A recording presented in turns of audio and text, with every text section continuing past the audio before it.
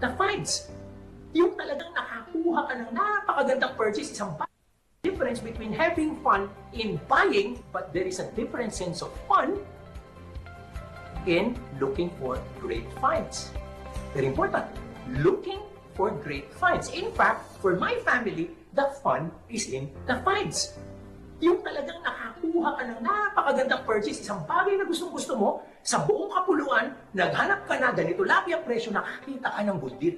Yun ang talagang happy sila, getting something they want at a deal that's best. Kaya minsan lang po, masasabi ko naman sa inyo, may downside din yan. Kasi natapos na yung araw, wala pa silang bitbit. Tapos sa bandang dulo, extended shopping hours kasi babalikan nila yung nakita nilang pinakamaganda at pinaka-okay ang presyo. Babalikan nila dahil susuyurin muna nila ang isang shopping center bago sila mag-make ng purchase decision. Nakakatuwa din po yun, yung understanding ng needs and wants. Kasi pag alam natin at nadi-decipher natin which are real necessities and which are real luxuries, then we can control lifestyle. Then we